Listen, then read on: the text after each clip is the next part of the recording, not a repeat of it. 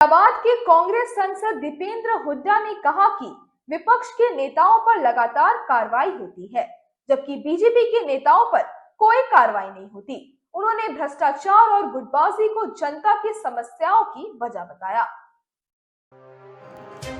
फरीदाबाद में कांग्रेस के वरिष्ठ नेता और सांसद दीपेंद्र हुड्डा ने कहा कि देश में विपक्ष के नेताओं पर लगातार कार्रवाई की जा रही है, जबकि बीजेपी के नेताओं पर कोई कार्रवाई नहीं होती। उन्होंने ईडी की हालिया कार्रवाई की निंदा करते हुए कहा कि यह सिर्फ विपक्ष को दबाने का तरीका है। हुड्डा ने बीजेपी पर भ्रष्टाचार और गुटबाजी का आरोप लगाया। बताया कि फरीदाबाद में नेताओं के व्यक्तिगत हितों के कारण जनता को नुकसान हो रहा है। उन्होंने कहा कि कांग्रेस के सभी सदस्य जनता के हित में काम कर रहे हैं और सीनियर डिप्यूटी मेयर और डिप्यूटी मेयर न चुने जाने के पीछे बीजेपी की आंतरिक गुटबाजी और भ्रष्टाचार की वजह है। हम हरियाणा प्रदेश कांग्रेस के और हरियाणा प्रदेश के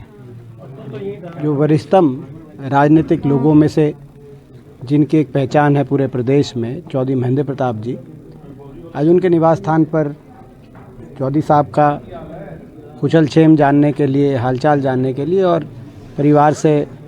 हमारे भाई विजय से और सारे परिवार से आज हालचाल जानने के लिए हम पहुँचे हैं। आपने देखा होगा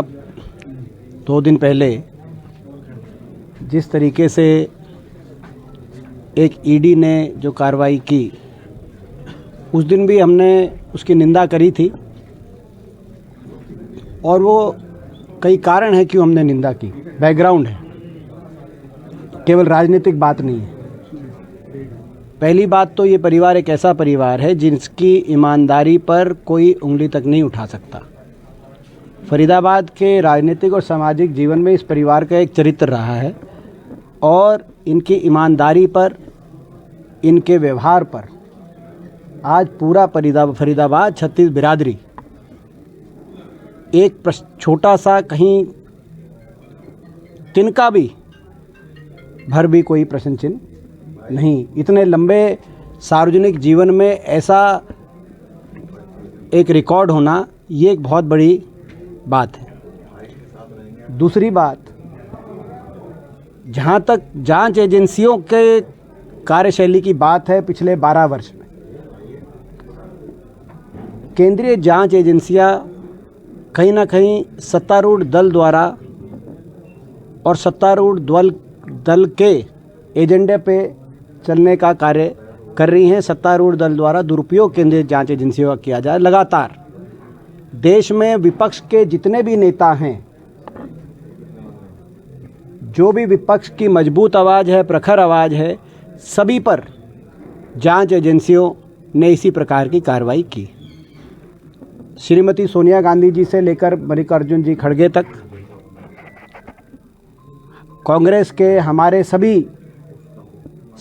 बाकी सीनियर लीडर्स पर, सभी अलग अलग प्रदेशों के मुख्यमंत्री, पूर्व मुख्यमंत्री, चाहे अशोक गहलोत जी हों, चाहे चिदम्बरम जी हों, चाहे हुड्डा साहब हों, चाहे